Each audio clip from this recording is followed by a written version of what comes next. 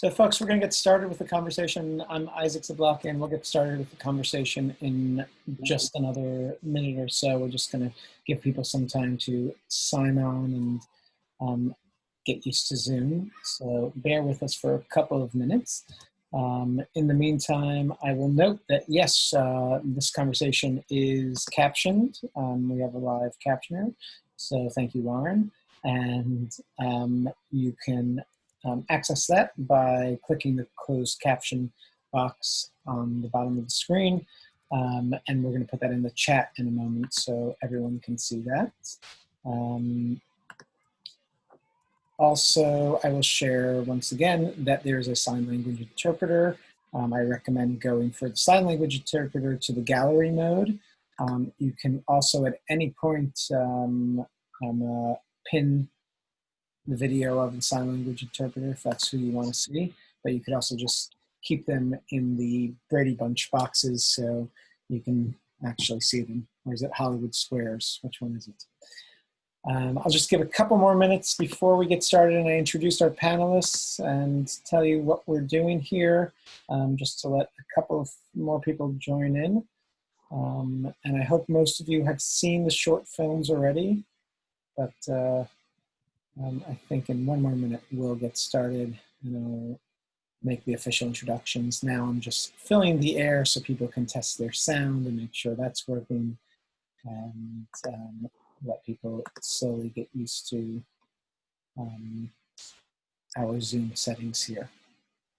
And hopefully I won't repeat too much of what I've said, but yeah, let's get it started. So first of all, I'll describe myself. I'm a white male for those who have vision loss or are blind.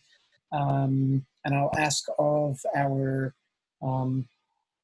participants to describe themselves for the same reason if they can when I introduce them. But welcome, I'm Isaac Zablocki. I'm director and co-founder of the Real Abilities Film Festival, and we're excited to bring you this special edition of Real Abilities as part of the ADA 30, the 30th anniversary of the Americans with Disabilities Act. 30 years to the signing is a huge, important celebration. We often say and like to think that that 30 years ago we changed the laws to be fully accepting of people with disabilities, but the cultural change has a long way to go. And we feel that we are part of that revolution that is really happening right now as Real Abilities brings films that I think a lot of people don't get to see to the public, and visions of people with disabilities like people possibly have never seen before, and just more of it. Real Abilities, for those who are not familiar, also not only we run the New York office, which is the main location, but then it spreads to over 20 cities across the globe and is having a huge impact on changing our society. We also bring these films, and especially these short films that we're going to talk about today, to corporate settings and educational settings on an ongoing basis throughout the year.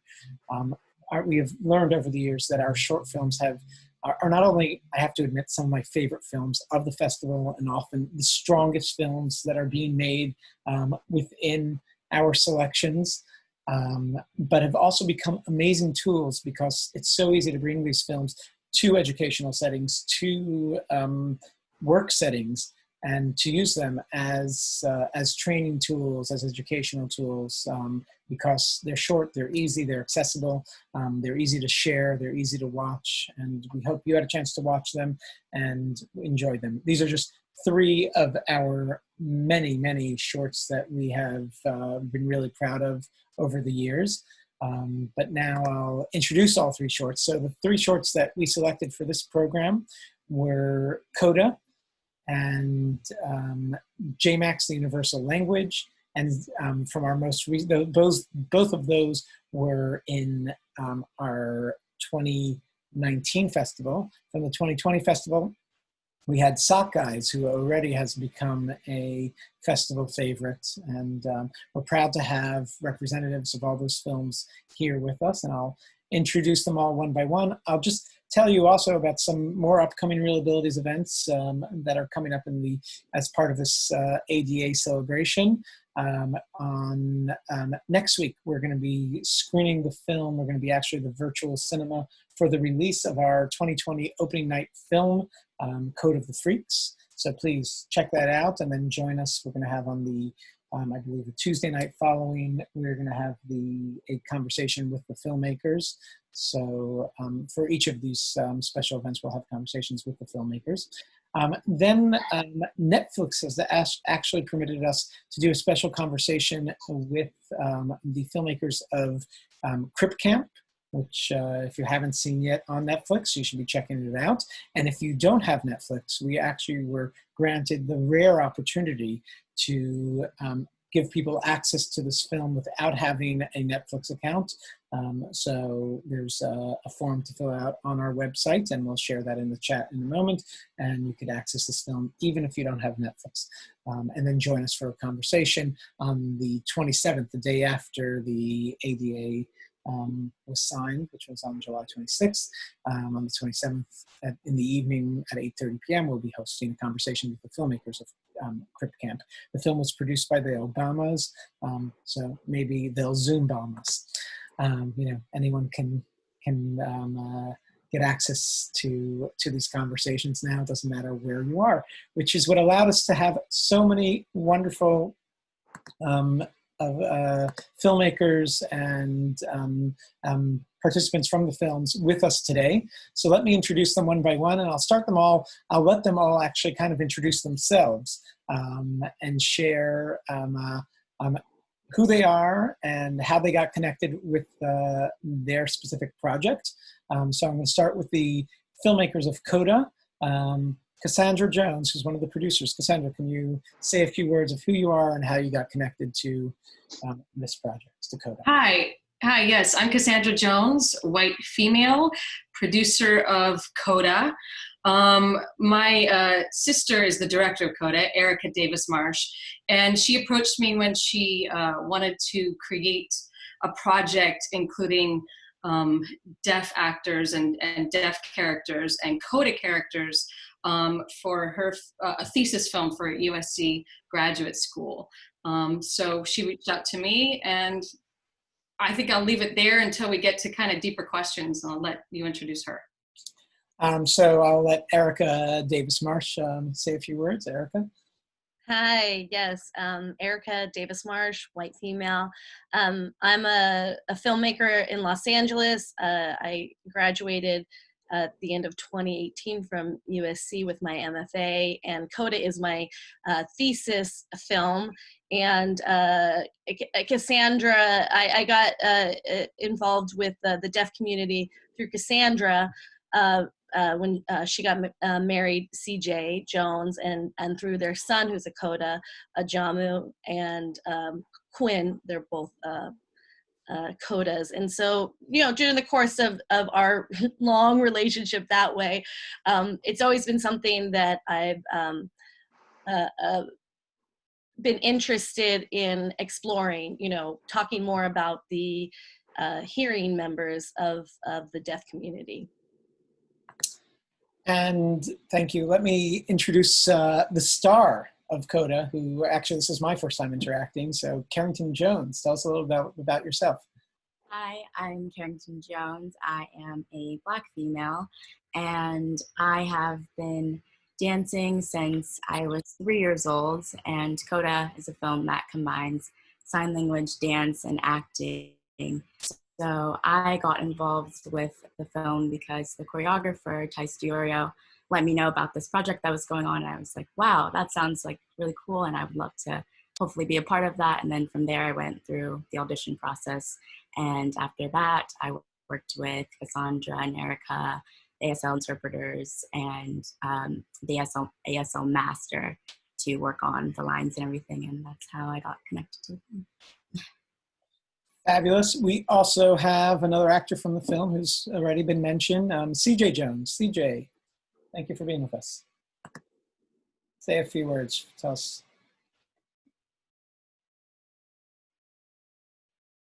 Hello, all. I'm really happy to be part of this panel discussion. I am a Black deaf comedian and many, many, many more other things. I am thrilled, though, to be involved with CODA. So excited. And to have this amalgam of deaf and hearing together. It's something that merges both worlds, and how they deal with it has always been fascinating to me. I loved working with Erica Davis Marsh, of course, who has a heart that is just motivated and willing and open, and to show how these worlds of CODA and deaf and hearing all align. It was a joy to be a part of this project. I think I've said enough. Anyway, I'm waiting for more questions, and I'm actually more interested in that. We're going to get back to CODA in a moment, but I also wanted to introduce the folks, just so you know who everybody is here. We have a lot of people here with us today. But I want to introduce the team from JMAX and the Universal Language. And we'll start with the director, Ryan Mayers. Hi, everybody. It's nice to be here. I appreciate you showing our film. So the story came about when I lived down the street from Jarrell. I was working as an editor for years. That's what I've done as a career, of an editor in television and film. And I was interested in making my own films. So Jarrell was just the most, amazing person. And, we became friends with him and the family. And when I heard about how he had used music, to kind of get him out of his shell a little bit, I thought that would be a great subject for a documentary. So Jarrell was interested, so that we ended up making it. I'd love to hear, what Jarrell has to say, what his experience was. And Jarrell, JMAX himself, is here with us. Jarrell, thank you for being here. Tell us a little bit about how you got involved with this.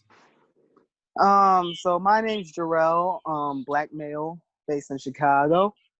So basically how the film started is one day, Ryan, I think he asked my mom if it was okay to make a film about me, because he was out off of work after Oprah moved, and he had some time to kill. So then my mom came and asked me, saying that that Ryan wanted to make a film about me, and I said, hey, why not? So I mean, the idea of it sounded cool. So and then basically we went from there. The first thing we did was, like, I went to his house, and he like put a mic on my shirt and all that, and then we did like an interview, and then he started doing B-roll footage of stuff like me walking to school, him going to my dance studio and filming me practicing for a big showcase that was coming up. And basically he was doing all that, and then other stuff that involved me dancing. And he also, I have no idea when he got the time to do this, but he interviewed all my family members as well. And basically so after all that, he started editing all of that, and the editing took like a year and a half, and we didn't rush him and all that. We just said, hey, take your time, but we just know it's gonna be a good film when it comes out. So eventually, sometime in 2017 is when it first came out, and when we first watched it, both my parents cried. I think my sister cried, and I didn't really have much of a reaction. I was just awestruck at how fantastic and professional it came out. That I was just, because it really captured a glimpse at all the stuff that I've known for so long, but really didn't have the words to express it out. I just kind of expressed it out physically through movement, and just listening to it and seeing all these colors and having access to senses that I didn't really understand. So the documentary in a way kind of kickstarted me being able to explain some of the intricacies of being on the spectrum and how it means for me because it's so diverse. So that's my cup of tea. That's great. That's great. Thank you. And we'll come back to you guys too. I missed out one of the actors from Coda, Ryan Lane. Sorry for skipping Ryan. Ryan, thank you. There. It's cool. It's cool. So as been mentioned, my name is Ryan. I'm a white deaf male. I've been acting since 2006. And we were talking about how we got involved with this project. I read the script. I really wanted to work with all of the cast, the producers, the writers, everyone that was there. I knew it was a lot of work. It would be a lot of work. I've seen dance. I haven't seen it combined with sign. And I gave a huge tip of the hat to the choreographer that was involved. So it was great to see that there were several deaf communities, or several communities rather, that come together, and it's really the way that it was supposed to be. It's life. It was an excellent metaphor, and I learned a lot about codas. The same idea. Like I'm actually opposite. I'm from a deaf family, and so this movie is about a hearing child that's born into an all deaf family. So it was just wonderful to work with them in general. Fabulous. And I'm just going to introduce the folks from the last film, Sock Guys. Let me start with the director, Katie Turinsky. Katie, hi. Hi everybody. I'm Katie, white female. I'm an editor and a filmmaker based in Brooklyn, and I first became aware of Mark and John, of John's Crazy Socks, via social media. And I realized that I saw just enough of their relationship represented in a short video that I saw, and enough about their business to really pique my interest. And when I realized they were in close enough proximity to me geographically to sort of meet with them and do something, I decided to just approach them kind of on a cold call basis and just introduce myself and say, hey, I'd love to, tell a larger story about what you guys are doing. And luckily they were all for it. So it's been such a pleasure to get to know them and learn about their business and help broaden their mission and their audience through putting their story on film. And I have to say that this film has already gained some popularity within the Real Abilities world, and I'm seeing a lot of Mark and John, and I get why they are perfect subjects for a film. So I'm going to let you guys introduce yourselves. Mark and John, take it from me. Hi, I'm John. If I part my dad, Mark, we are Chocolate Socks. Our mission is spread happiness. I am out white with Down syndrome. You're a white male with Down syndrome. Yes, huh? I am. What do you say about Down syndrome? I have Down syndrome. Down syndrome never hold me back. No, it doesn't. And I'm Mark. I'm the old man in the pair. I too am a white male. Okay, old. Yeah, I'm old. I know. And this came about. We've been very fortunate in what we're doing to have some great support. We had some people contact us about making a film, but Katie was so energetic and enthusiastic and clearly got us from the beginning. And it's incredibly flattering for somebody to come and say, we want to make a movie about you. And we told Katie, we'll do anything we can to support you. We wanted no editorial input. And she put together a film that we love and we show a lot. And it helps carry out our mission of showing what's possible. I think it does spread happiness, a little joy, right? Like you like to say, it makes it. I laughed, I cried. Yep, I cried. But it's showing every day what people with different abilities can accomplish and do. So we're incredibly fortunate. And thank you so much for having us. This is awesome. Thank you so much. I am so fortunate. Oh, we're not done yet. So those are our panelists. Thank you all for being here, and thank you all for these amazing films. And honestly, about each of these films, they're short films. You can talk hours and hours. We could have day-long discussions about each of these films individually. But I'm just going to ask a few questions, and then actually I want to open it for questions from the audience, because we want you guys to be a part of this conversation too. So if you have questions, you can put them into the chat box, and then we will call on you and unmute your mic when it's your turn to ask the question. If you don't want to or cannot ask the question live, we'll of course do that for you. So we'll get to all of that in a moment, but just let us know if you have any questions or what questions you would like to ask by using the chat box or by raising your hand, which you could do by clicking on the participant button, I believe. I'm going to start with Coda, and there's so much to say, and I find it to be an extremely profound film that really gets into a very specific character, yet speaks completely universally. And I wanted to know, first of all, about the process, and you've mentioned a little bit about it, as far as working with a mixed cast and crew.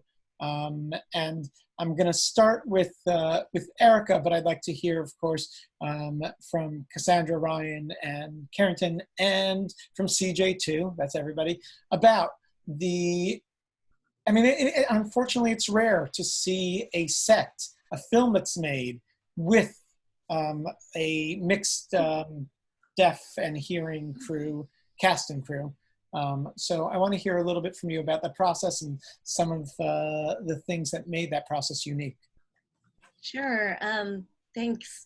Yeah, it was a process for me too. I mean, it was my first film directing deaf actors. We had interpreters on set at all times to facilitate both the actors being aware of what was happening, just, like a hearing person would be aware of the general atmosphere of what was going on, but also specifically for us to communicate quickly back and forth. And so, sometimes the interpreters understood what I was saying and got it to them, and sometimes I could tell that we had a little miscommunication. So it was like a learning process for everyone, and it's also just an awareness of that some of the communication was going to take a little longer. So I know one day we had a bunch of extras in the bar, and a good portion of them were deaf, plus we had our main cast, and that just setting up the movement patterns and cueing them, right? So a lot of the cues had to be scene cues. Not a lot of times they'll yell out cues like go background 2 or whatever. So it was it took a long time to set that up, but once it was set up, it worked brilliantly. It was no different once we got all the cues set up. It just was a different set of cues and a different maybe timing as we kind of pass the information down the line. We wanted to make sure that everybody that nobody felt like they didn't know what was going on. Either way, also back at me, that if something needed to be told to me or Cassandra or anybody, that there was always a process to happen with that.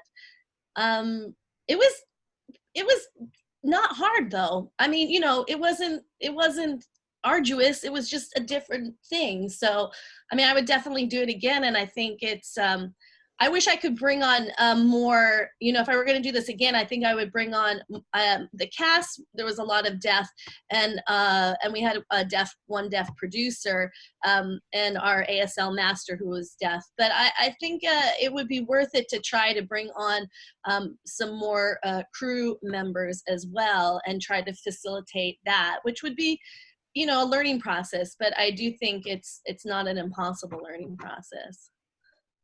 Cassandra, did you want to add to that?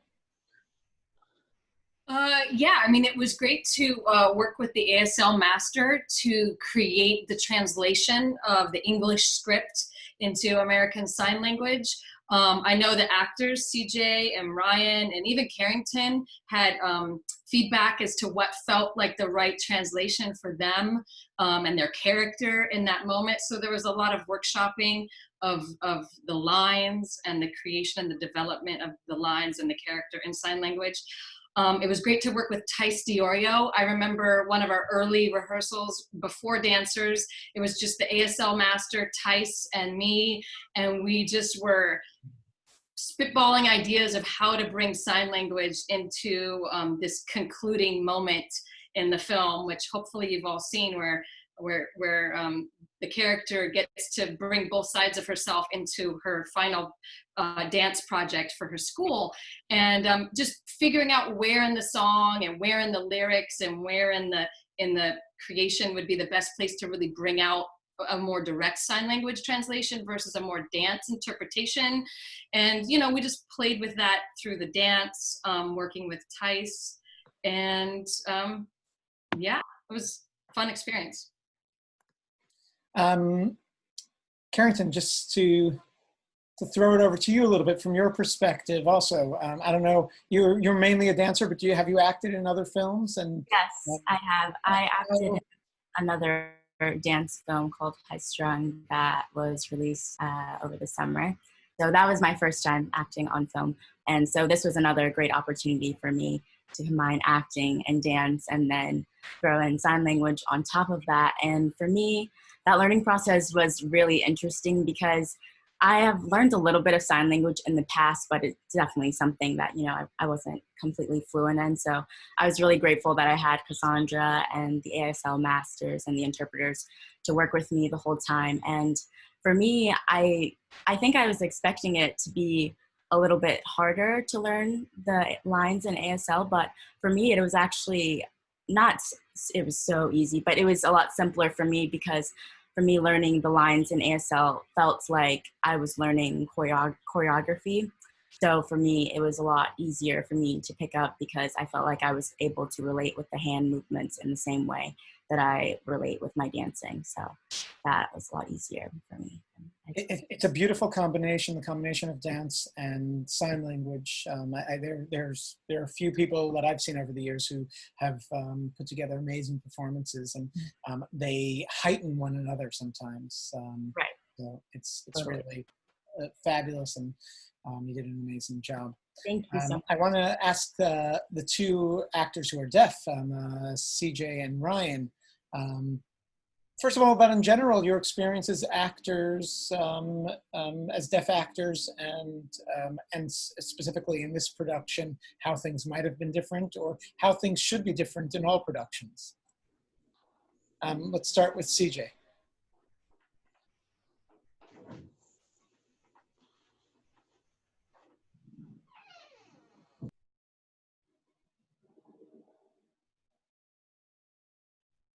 Basically, when I work in a full hearing environment, and I'm surrounded and I'm signing, I have my own ASL interpreter. So, you know, it's kind of an everyday experience for me. But now with a deaf hearing environment where we have deaf actors, where we have stars that are fluent in American Sign Language, that everyone knows sign, it becomes a little more comfortable. I can take a deep breath. I feel like I'm at home. This is a place because I have awareness of their roles as actors and how they're fitting into the scene. So it's definitely different. I enjoy both, but with Coda, it was just a lot of fun because I was able to be myself. I was able to be creative. I could watch everyone signing, have access easily.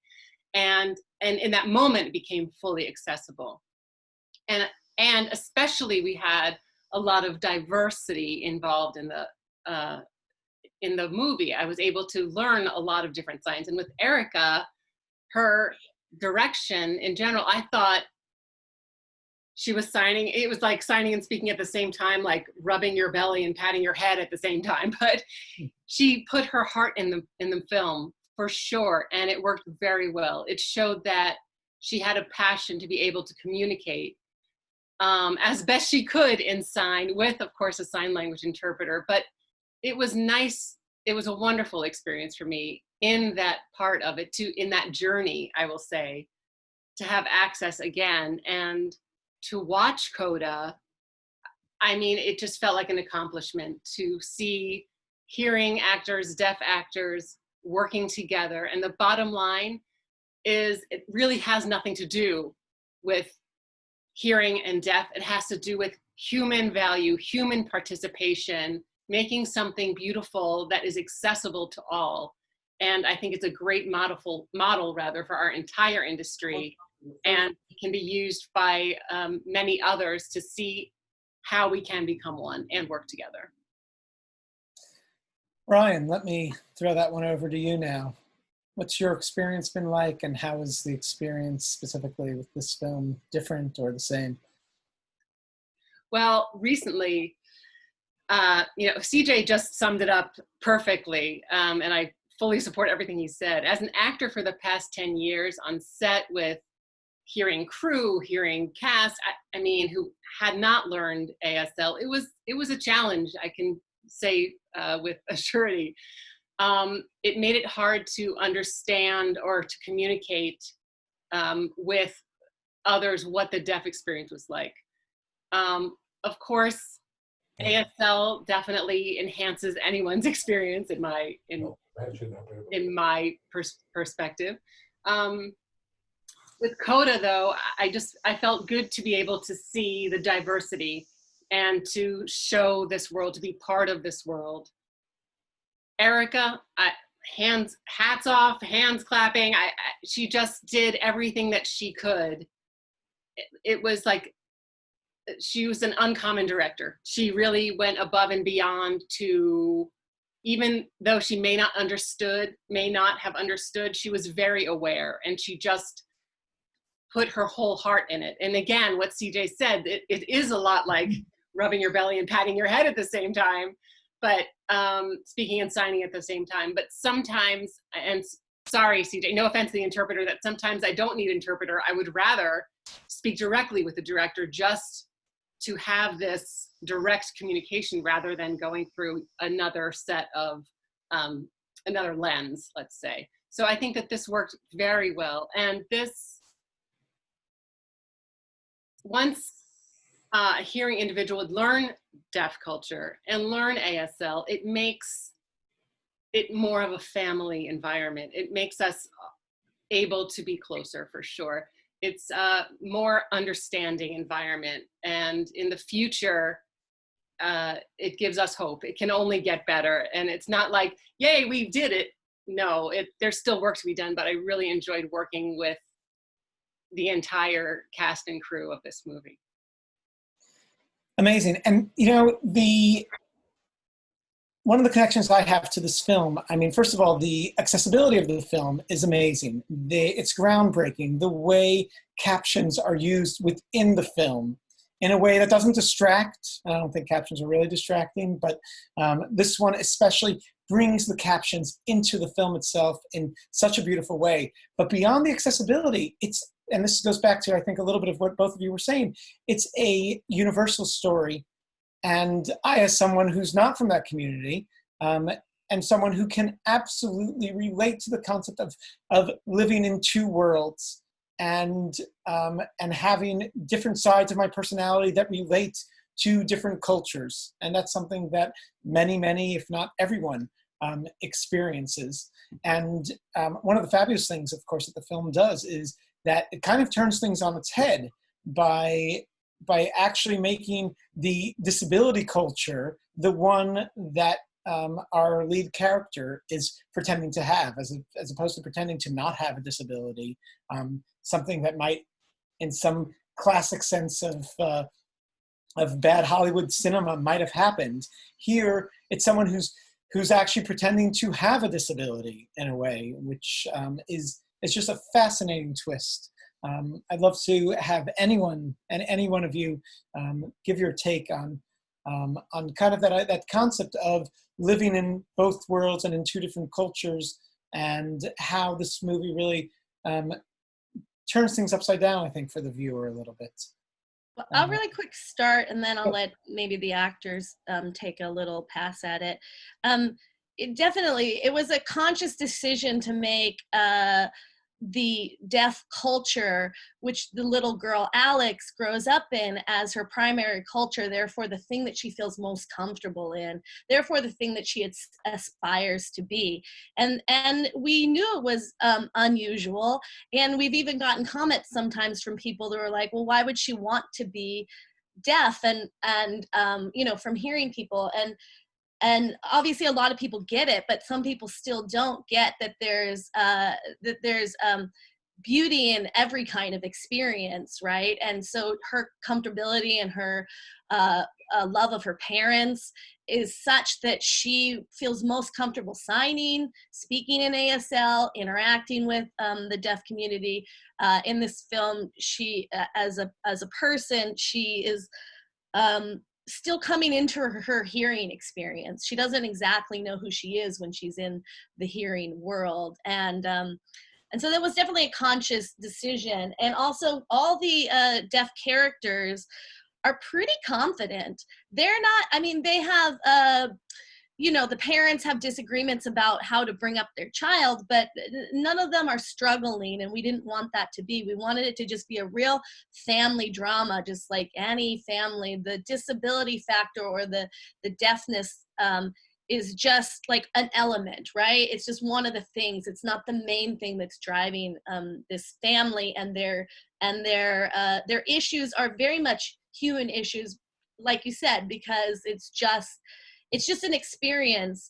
When I would pitch it to people before I made it, I would often use as an immigrant family. If an immigrant family came over from a different culture, came to the US, their child was born in the US, spoke English and potentially wherever they came from, that child would not be just a child of the US, that child would also be a child of, you know, the country that their parents came from. However, if they went back to that country, they wouldn't be really 100% fit in there either. So it is this straddling of like the two different kind of parts of yourself. So I really do think it is, to me, it felt universal in the specificity of this particular story, but it did always feel like it was an experience that a lot of people had where they're just, you know, coming of ages, trying to figure out how they feel. I don't know, maybe somebody else has some other thoughts on that. Carrington, maybe.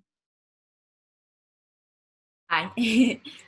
For me, I feel like you all said, in your life, you know, everyone kind of has these experiences where they feel like they're living in two different kind of worlds and everything. And I feel like even for me, going through the process where I was finding and kind of developing the character of Alex, I was having my own little mini situation of, oh my gosh, I have these two worlds, because at first I was having a much easier time, you know, expressing the emotions and going through everything with my voice, but I had to find a way to get that across through sign. And so for me, it was working on creating that same type of feeling and that same type of emotion in the same way that I do with my voice with sign, because I am a hearing person. So for me, I had to kind of go through that and have that little, okay, I can hear, but I need to be able to express this as if I couldn't or without my words. And so for me, that was kind of a back and forth with myself, like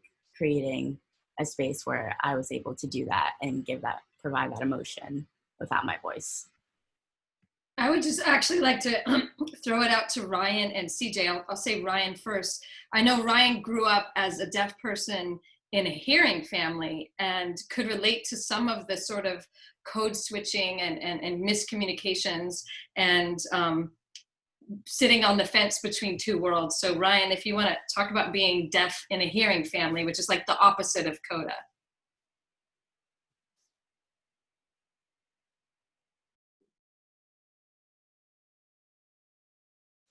Well, much like CODA, being hearing in a deaf family, I was deaf in a hearing family, you just approach the deaf community in a different way. So I see us, the main character, the CODA, as different. The community is the same, but the interaction through our worlds are different. I mean, I'm more understanding of the hearing culture because I grew up in a hearing family. Alex, the family, I will say, it's difficult for them because they don't fit into the hearing world that surrounds them, literally. So as a coda trying to navigate that, it's more of an understanding of the deaf, growing up in a deaf family.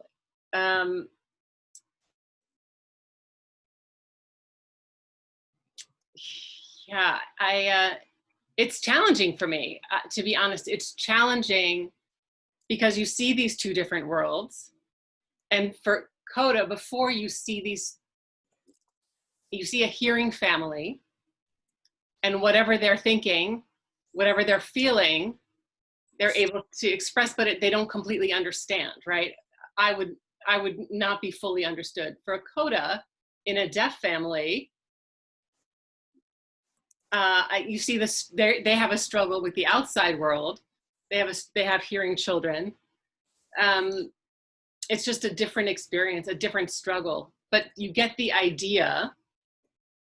And in my life experience, I grew up having a hard time relating to my family because the deaf culture was not fully there and they didn't fully understand me. And when I decided to join the deaf world, it was the difference was more evident. But that deaf world helped me gain my education. My hearing family didn't fully sign. So I learned speech. It's the same as a coda. Who learned sign from their deaf parents. I learned speech through my hearing parents and struggled through, and of course was very challenged by it. Of course I love my family, right? I'm grateful for how I was raised. I have a better understanding of the world at large. It's just different. CJ, did you want to chime in? Oh, yeah. Okay. Well, I was born hearing and at 7 became deaf due to spinal meningitis. I have 4 brothers and 2 sisters that are hearing. Luckily, my family signs. I grew up with them, so my siblings, I mean, essentially, we're codas. My parents were deaf, so they were codas. So we all grew up signing, and it wasn't an issue. It helped me actually to know that my siblings were able to have this dual world that we're talking about. I mean, it was easy for them. It was a flow for them because, they would speak with each other and they would sign with each other in the house. It was full on total communication. And that's where I got my education from and I have to say, I am very fortunate. I'm fortunate with being able to compare, Erica growing up in hearing, sorry, not Erica, just people growing up in a hearing family, deaf individuals growing up in a hearing family is completely different, where especially for me as a Black deaf individual, and experiencing the world, hearing world, just complicated things further. My sister, luckily, was an interpreter, and she interpreted for my mom, and for 30 or 40 years she interpreted. So I watched her internalize her coda-ness, right? She was part of deaf culture. Deaf culture was part of her. If my brothers and sisters would see me, of course we would start signing. This is how we communicated. So it was always there for me. I always had access. I felt comfortable in my family. And I can understand codas growing up and seeing these two different worlds and feeling like you have to do one or the other. And it's a heavy balance, and a lot of them feel split in two. And most of them do get involved with the deaf culture because it's their family language, it's their first language, it's where they feel at home. And so Erica set this movie up about codas, and she set it up beautifully. And I know there will be more coda stories down the road. This really opened up the door for discussion to talk about the two cultures and how they can merge and blend and support each other, and how to be empathic and compassionate with a child who's growing up in a deaf household, who will potentially most likely marry a deaf individual. So I think there's a lot of story, really rich stories to share, and I look forward to seeing what comes of this. Thank you all. There's so much more to ask, but I want to move on to JMAX and the universal language. I'm going to start with you, Jarrell. Jarrell, could you tell us a little bit about, first of all, are you still dancing? Where are you now since the film was made? And why is dance a universal language to you? So the answer to the question, if I'm still dancing, is yes, sort of.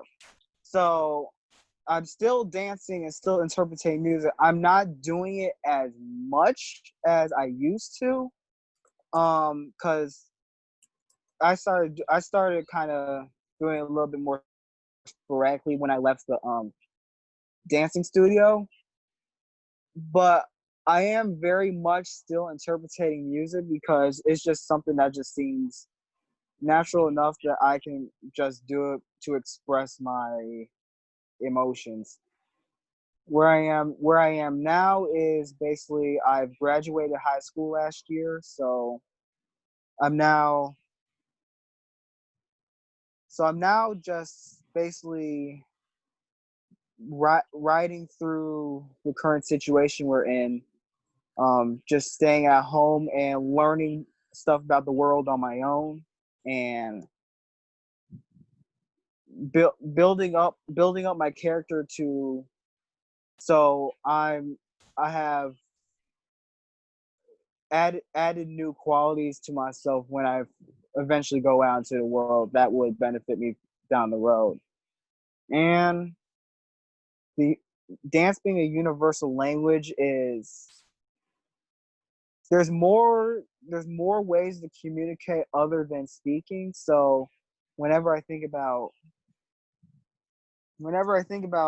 dance, I just think about dance as a way of communicating what I see in the music out into the world, to the best of my ability. And that's something I've been improving on, is hearing more colors and finding ways to communicate more colors that I see through my body. And it's quite the slow process, but I have been improving on that a lot. So Thank you. Ryan, let me ask you a little bit, the choice of the title. Why did you choose that as the title of the film? Well, I just felt that when you talk about language, it's something that we take for granted when you have the ability to hear, speak, and all that stuff comes naturally to you. With Jarrell, I felt like the communication verbally wasn't natural, but the dancing was, and the dancing allowed him to express what he was feeling. So to me, it was the idea of that universal communication, that you don't need to really understand the language of dance to appreciate the poetry of what Jarrell was doing. So that's kind of what I was thinking. One of the things I love about this film is that first of all, it's a family film. You get to see a family. You get to learn a little bit about a family, and it makes it something that anyone with a family can relate to. I would love to know some of the reactions that you've had to the film, from showing it either to your community or to other communities. How people related to this film, and why people find this film so engaging. Ryan, let's start with you. Yeah, I think like what you said, when you see the family and how they're responding to him and how they are dealing with the situation, I think that that's relatable. People relate to hearing Jarrell's mom and dad and sisters talk about, their experience with a family member with autism, and yeah, I mean, it's definitely gotten a great reaction, and people tend to be inspired by Jarrell. I mean, the same way that I was inspired when I met him and the reason why I wanted to make the film. So I see it, you know, definitely having a, you know, an emotional kind of, you know, reaction from people. Jarrell, why are people inspired by you? Something that's still in the process of putting in words as how I interpretate it. But I've always seen myself as a very drawn out, unique person from everybody around me. And that actually was kind of due in part to why I kind of struggled making friends going through school, is because I was such a unique person. It bordered into, I don't know if it was scaring people or if people were just uncomfortable dealing with the level of consciousness and character development that I was in the process of achieving or already attained. Hopefully I'm saying this right, but me being a very unique person either scare people or inspire people. And through this film, what I've seen more is that it's been inspiring people a lot, because they really got to hear my voice and my side of where I'm coming from going through life. Because the way I've been traversing through life has been very, very unique as opposed to other people. From the fact that I had to learn stuff differently, stuff I took in the world in a different way, stuff that people really didn't care too much about. I took a deeper meaning to. Like, just throwing this out there, like, I used to be really, really interested in washing machines. So yeah, people just looked at it as a household appliance. But in my 8-year-old mind, I was interested in the way it sounded, how it started, how it ended, the spinning cycle, especially in the way that it was spinning really fast, and I got to see the clothes go from the middle of the washing machine and get spread out onto the sides of the walls, and I was interested in the kinetic science of all that. And yeah, I'm kind of nerding out right now, but that's we all love washing machines. What are you talking about? Everybody like washing machines, but I just want to interject that Jarrell's mom is here too, in case, you know, you wanted to get her opinion. Letty Sullivan. Letty, you're with us. We could unmute you, actually. Oh, sure. There you are. Hi. I know I got way too comfortable because I didn't think you were gonna talk to me, but I'm here. Thank you. It's such a beautiful film, and you brought such amazing parents to Jarrell, and it's great to get that whole family perspective in this film. You really raised a very wonderful boy. Yeah, thank you so much. I mean, I think, you know, we had a more unconventional path. You know, Jarrell was born in 2001, and so you know, the way, and autism runs in my family. My brother's oldest son is also on the spectrum, and he wasn't diagnosed early. And my mother was an early childhood educator, and so you know, we had a head start because I knew what early childhood development looked like, and I knew when his development went off track, and I knew what to do to address it. So I think, you know, so there wasn't a lot of fumbling around. And for us, you know, we did different interventions with him, which we talked a little bit about in the film, and which, you know, now with Jarrell as an adult, he's been able to lean on that. And, you know, not just with the auditory programming that we did, but also with his diet. We made him, you know, had him gluten-free. Well, actually the whole family gluten-free and dairy-free and things that were going to support his brain development, making him smoothies and giving him, supplements and things like that, that nobody really put a lot of stock in back in the day, that I know that a lot of people begin to use now. And so during this pandemic, Jarrell has, just like he can become super passionate about washing machines and all these different things, he's become passionate about healthy eating and organic eating. And now he's like the resident expert on a healthy immune system and body. And so we all get to benefit from Jarrell's, single-minded focus on things he's passionate about, and it's made us all healthier as a result. And so it just feels like a beautiful kind of closing of the loop. That's amazing. I mean, it's clear from the film that, and I bring this up in conversations all the time, that the family support allows for these wonderful things to happen and for the story to be told so clearly. So great job, and thank you all. I'm going to move on to our last film, but we're going to get back to everybody because we're going to take questions from the audience soon. But I want to speak to the folks from Sock Guys for a moment, and this is always a lot of fun. But I want to I want to try some new questions out with you guys, because I've done a few Q&As with Mark and John, and Katie's joined us too. But I would love your input, just because the word keeps coming up here, and it brings me, I get mixed emotions when I hear the word inspirational. And Mark and John, I want to start with you guys as far as your reaction to hearing, when people say that John is, you're so inspiring. How do you take that? What are your reactions to that? Is there are, of course, sides that feel that there's criticism to inspirational, to people with disabilities to be noted as inspirational. Well, we don't take it as a negative, and I see what you mean, Isaac. When John accomplishes something or does something, we don't consider it inspirational. That's just John doing something.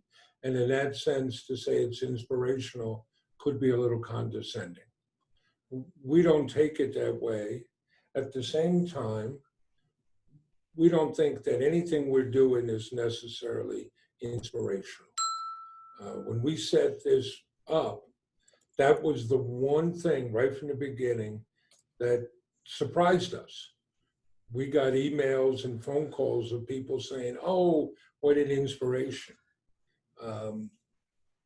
We were just two guys setting up a store to sell socks, right? We're a couple knuckleheads selling socks. Yes, we do.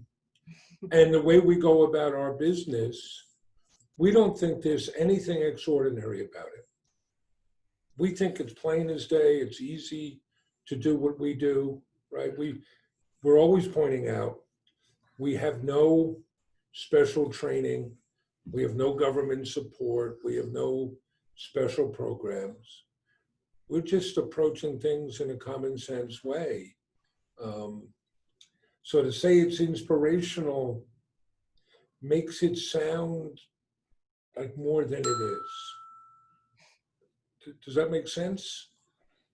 Absolutely, and I mean, I think I like to think that all parents, especially these days, are inspirational, because everybody is really, we're in a challenging world, and especially now in challenging times, and it's amazing to see every person really make something in this world and do something in this world, and that I hope inspires people to do more and to do good and to take care of others. And I think that's part of what we say is, look, if we can do this, anyone can do it. And I'm not necessarily talking about the financial success.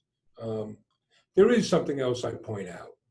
We hear a lot, "Oh, John, you're so inspirational. So let me tell you about your inspiration." This is still the guy who'll be sitting next to me in the Go car, ahead. texting me, Dad, I just farted. Oh my God. So that's your inspiration. Quite a role model. I don't eat fish and I would kick the butt. Katie, tell me a little bit about working with Mark and John, and really being able to choose how you were going to tell your story. Well, I mean, they were kind of a documentary filmmaker's dream in that they were very willing participants. They were very welcoming to me right off the bat. I don't know why, but they were.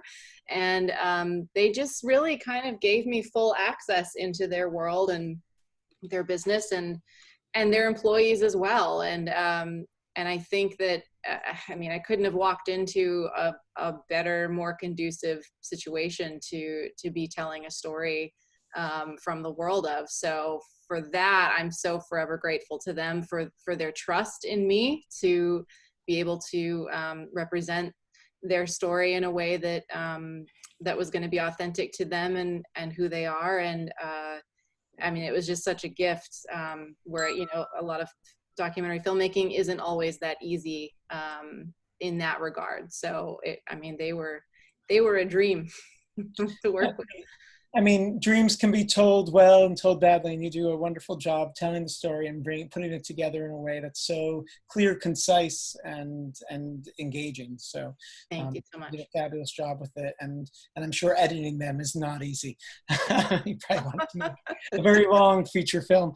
I wanted to just ask one more question, then I'm going to take some questions from the audience, if you all don't mind, and you could bear with us a little longer. One of the things about this film that is so important to us is in Real Abilities is because it highlights employment of people with disabilities, which is something that cannot get enough attention. And Mark, you especially, I think the fact that you say it's good business are words that we need to hear more. And I'm sure everybody wants to know during this pandemic how your business is going and if you're able to keep the staff on. Well, we're like every other business. You know, generally a pandemic is not good for business. So it's cost us a lot of money. But you know, I like to say John here is a natural entrepreneur. So you take a challenge and you turn it into opportunities, right? So think about some things that we've had. One of the things we do, right, we want to show what's possible. So we host tours that come into our place from high schools or area social service agencies. Can't do tours now. So what do? We move them online. And that opens some possibilities. So we've now had classes visit us from around the country. We've had people visit us from Australia, from Scotland, from France, from Argentina. So that creates a possibility. There are different ways of making manifest our mission.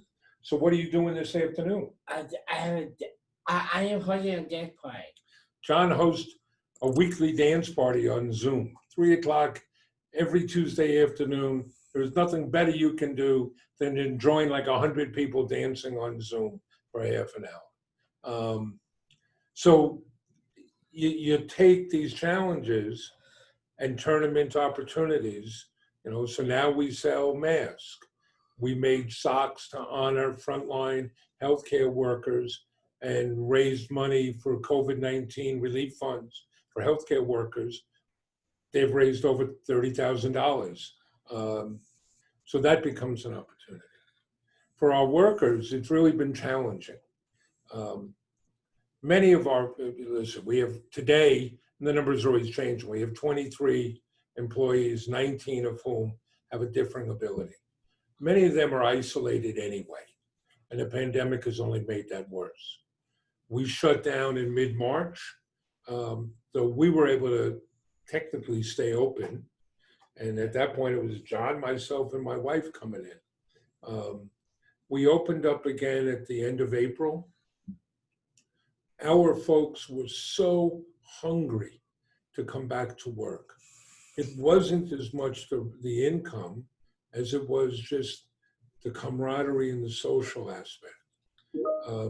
So we have figured out how to make that work, right? So we screen everybody every day. Everybody wears masks and gloves. We limit the number of people working here. We maintain social distancing. We're fanatical about washing hands and keeping clean. So everybody's been safe. Fortunately, nobody's gotten ill. So you get a situation and you just have to keep adjusting. I think John shows, in that sense, a role model, and our colleagues of don't complain, just figure out how to make it work. Give us the website of where people can buy socks.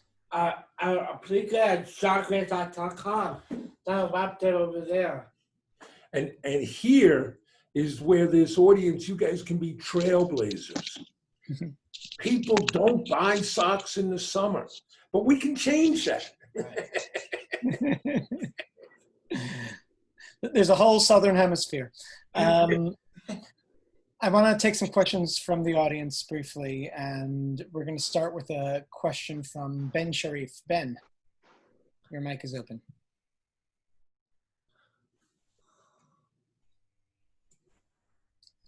Ben, you still there? Yes, I'm here. Can everybody hear me? Yes. Great. First of all, congratulations to all the filmmakers, actors, and protagonists of the documentaries for your part in portraying important stories, and usually untold stories. My question, two questions are for Jarrell and the director, Ryan. Jarrell, can you talk about what it was like to be on camera? Was that a fun experience for you? Was that something you had to get used to?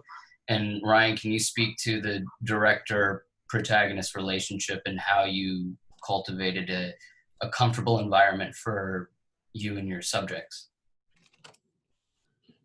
Being on camera,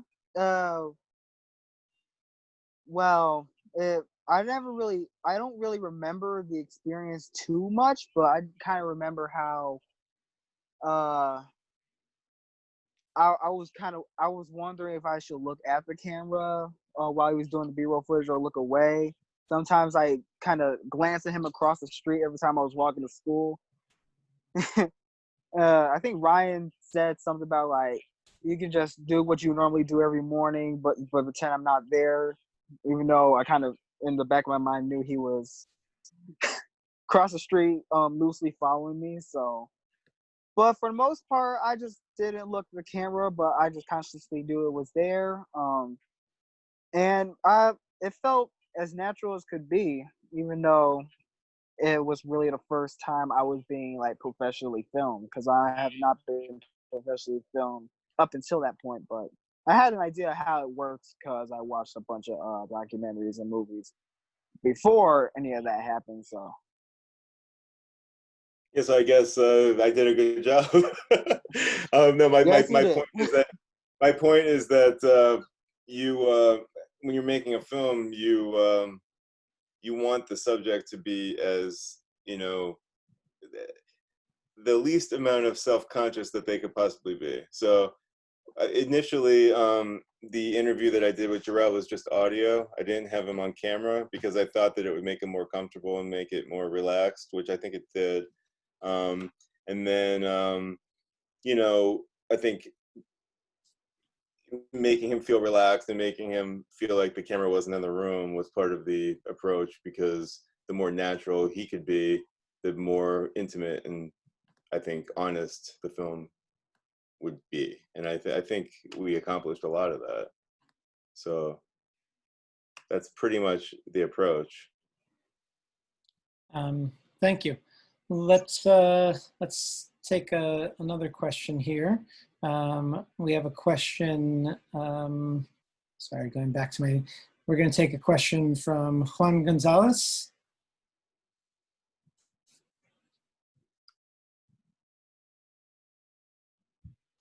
Juan, you on?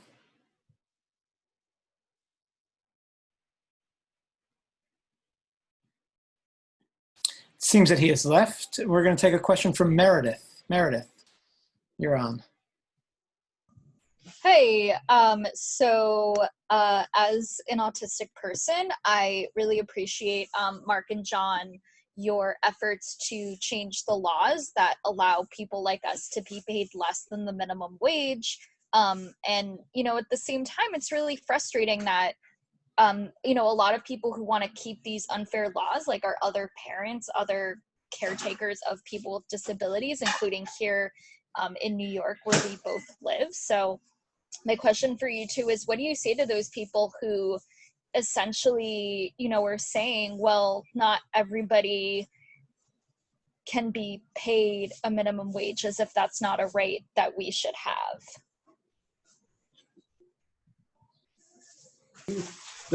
Let me first explain for the general audience what's going on.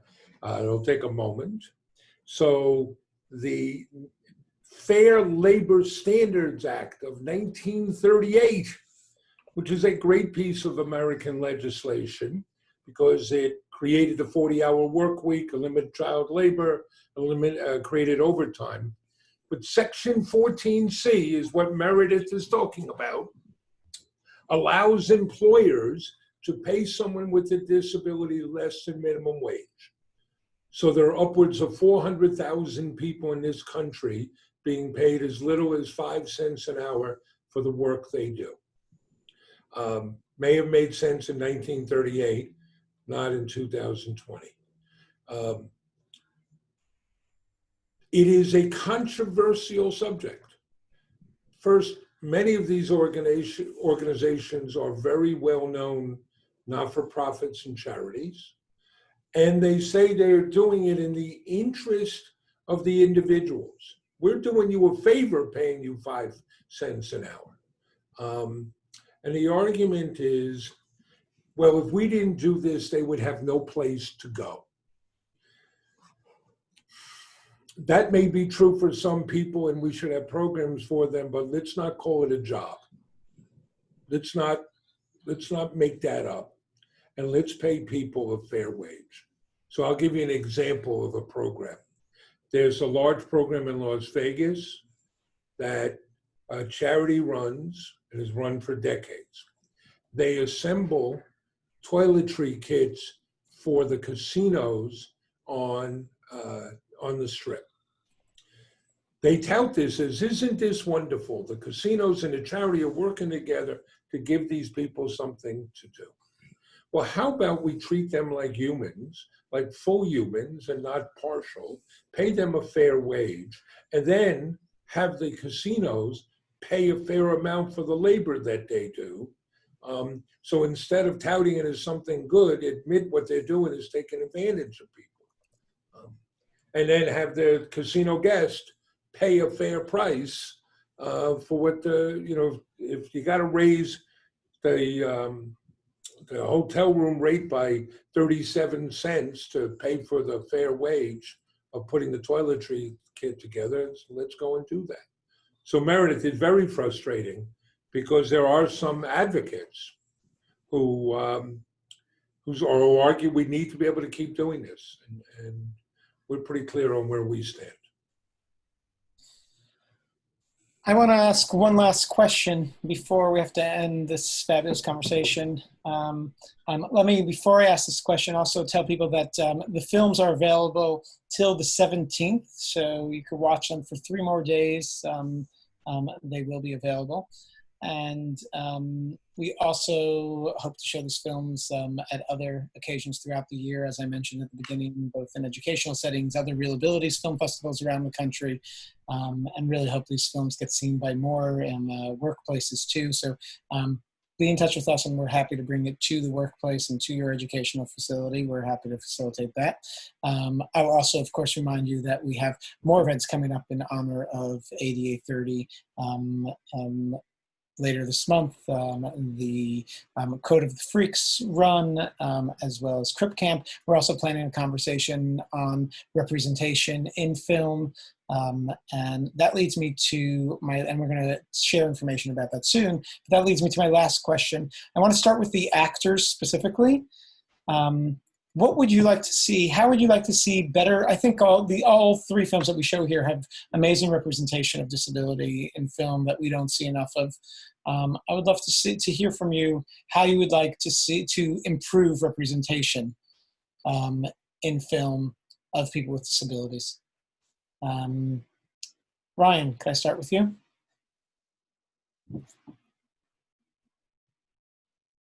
Pressure's on.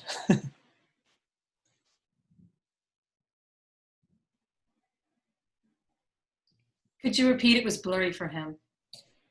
Sorry, sorry to put you on the spot. How would you like to see representation of people with disabilities improved in film? It's a big question. Yeah, it is.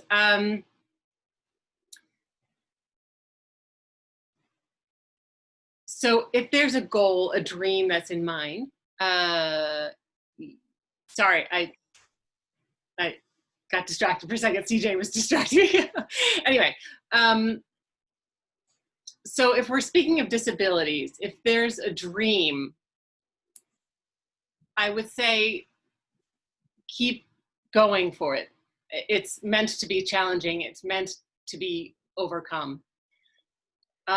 We have ways to display talent in unique ways, and follow your heart, follow your instincts. And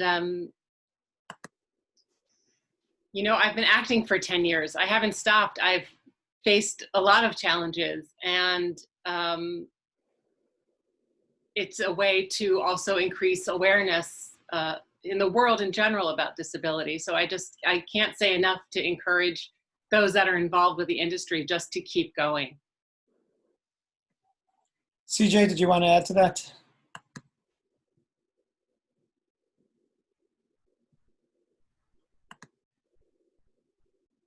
So I have to say that right now, disabilities in general are becoming more and more recognized in the film industry. This is a first step. This is part of a longer process. And what I can say is producers, filmmakers, writers,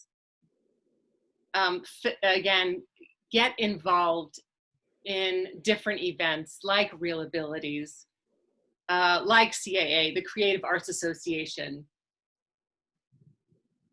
and really display your passion, share your work with each other, with not just within, you know, this world, but beyond. Take it out, meet people. And I meet, you know, from a socially distant, safe area with a mask, of course, but just think big about how to do some outreach, how to get in touch with the people, and who might, you know, get some inkling of an idea, and that will then open doors, and who knows what it will lead to. And with writers like Erica, or directors, you know, who haven't really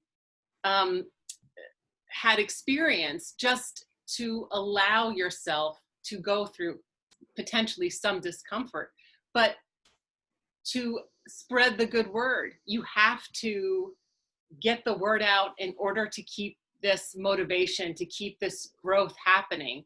Disabilities will allow for amazing opportunities, and understand that it is a process. And thank you so much again for this opportunity to be here. Thank you. I'm going to throw this to Carrington. Carrington, do you want to add to that? Yeah. You're on mute. Am I good? Okay, sorry about that. I would just agree with what Ryan and CJ both said. I think as far as everyone that's involved in these types of films, I think it's just important to be aware and willing to take the steps that are needed to make sure that the set is accessible for everyone, and just be able to prepare for that. Like Erica was saying, that our process for filming, it wasn't necessarily harder. It was just we had to take a couple of different steps, ensure there were miscommunications or little breaks in the communication along the way. But I think taking the time to be patient in those moments and make sure that you're understanding and willing to do whatever it takes to make sure that the communication is clear is just super helpful. And as far as the actors, I think agree with what CJ said. Get out in the community, go and be involved in these spaces where these people are, so that you can understand a little bit about their lives and the way that they work. For me, during the film, I reached out to some of the ASL interpreters and I was like, hey, can I come hang out with you? Can you take me somewhere? Whatever there. I was like, can I hang out with you? So I need to understand, like, I needed that moment of being the only person in the room who wasn't able to fully sign by myself without somebody having an interpreter or somebody to help me. I needed that so that I could learn and build upon those skills. So that way, once I got to set, I would be able to communicate with my fellow actors and castmates. So that's what I was. Thank you. And as I turn it over to Jarrell, also, I would love your input on this. I just want to just to really make this question more focused. It is so rare to see people on the autistic spectrum, people with autism, autistic people, however you want to define yourself, on camera, in our media, on our TV screens or on our screens in our movie theaters, and seeing you there and seeing someone who is telling a story in an authentic way was something that was that I think is life-changing for audiences. So Jarrell, what would you like to see more as far as representation of people with disabilities in film? What I would like to see is the cracking of the stereotype that people with disabilities is a one-sided point blank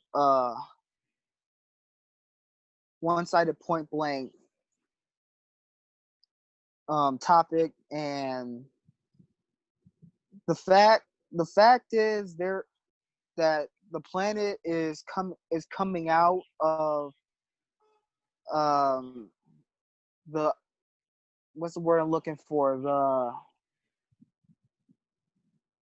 the whole collective ideology that people with autism are like this, people that are deaf are like this, people with Down syndrome are like this, when really there is so much intricate diverse factors that go into somebody with a disability, because you gotta factor in how far on the spectrum they are, or how severe the ability is, how they were raised, how much intervention they've got, and how early in childhood they got it. But it's really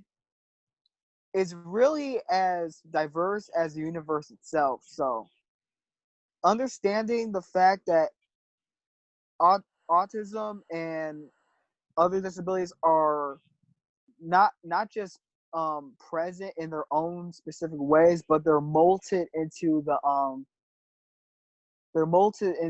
personality of the person who has it, and it presents itself differently through each individual. And if we start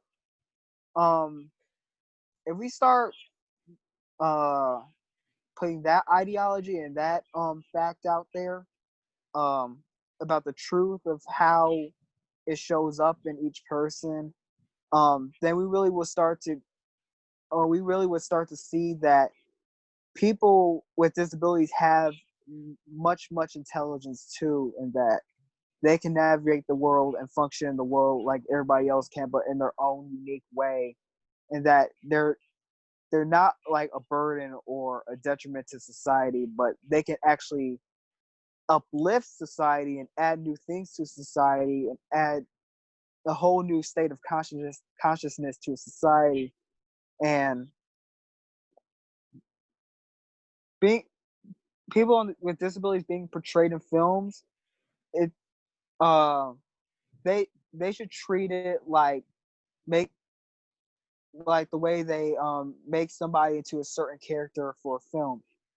this person has this, but their personality is this way. Their intelligence is this. They, instead of making it like somebody with low amount of intelligence or a crazy high amount of intelligence, like putting some diversity in there and having like a full knowledge of how the disability works, the challenges that they face, and some of the special abilities they might have due in part to the disability. Because what the body tends to do is when something's weak, it compensates with something else. So if somebody can't hear, their other senses and the way their brain works in certain areas may be heightened above level that neurotypicals would usually be at. And I think the same is with Down syndrome, autism, and Asperger's and stuff like that. So it really is like a very complex. But if people would actually like take the time to understand the abilities that, and many abilities that people have, and the diversity, the true exceptional diversity of human nature and how the brain works as the most complex organ or muscle. I keep hearing people saying that brain's an organ. I think it's actually a muscle if you think about it. But the brain being one of the most complex muscles that we have, as basically it's like a biological computer, that there's so much diversity and so much factors that go into understanding the human mind. And being the fact that we're conscious beings, we have the capacity to be able to understand the world in a deeper way than our primal instincts. So it's just really getting out and understanding people with instead of saying disabilities, I'm just going to start saying real abilities, because it isn't really a disability to have an ability like Down syndrome, being deaf or blind or being on the spectrum. It's a unique trait, and it's a unique trait that makes people strong, if you think about it. So I think it's best to stop looking at it as being a disability in whole, but really looking at it as a unique trait that sets you apart from the rest and allows you to navigate through a world that in such a unique way that it gets recognized. So thank you, Jarrell. Let me just ask, throw this over to John for a moment. John, how do you want to see more representation of disability in film? What would you like to see more of? I would say I'm more like me and Down syndrome. I want to see more people looking like you. I want more people like me and Down syndrome too. I mean, Isaac, folks here will know this. You know, estimates are that a quarter of the U.S. population has some form of what's classified as a disability. So therefore, it would be natural to see 1/4 of roles in film and TV reflect that fact. We don't see anything close. And until, you know, one of the things I do, you look at the movie Falcon, the Peanut Butter Falcon, right? Peanut Butter Falcon, yes. And we talk about the remarkable performance there by a young man with Down syndrome. We got to get to the point where it's not remarkable, where it happens all the time. And that's just getting films to reflect, and all art to reflect the way life is. And this is what Real Abilities is all about. So I want to thank all of our panelists. I wish we had more time to discuss this, but we actually will be having this discussion at further events throughout this month. Both Code of the Freaks relates to this topic, and we're setting up a panel on representation in Hollywood, and I think a revolution that's going on right now. Tell your friends. This is the most important thing. Check out these films while they're still available on our streaming site, and of course, join us for all the other upcoming events this month. Thank you so much. Thank you to all the panelists who will take me 10 minutes again to mention all their names. Fabulous job to the filmmakers and all the participants in the films. Thank you all. Stay safe is the most important thing right now. And we look forward to seeing you all soon in person. Thank you. Thank you, Isaac. Have a good day, everyone. Thank you. Bye, guys. Thank you. Everyone. Bye. Bye. Thank you. And thank you to the interpreters and to our caption providers too. Thank you.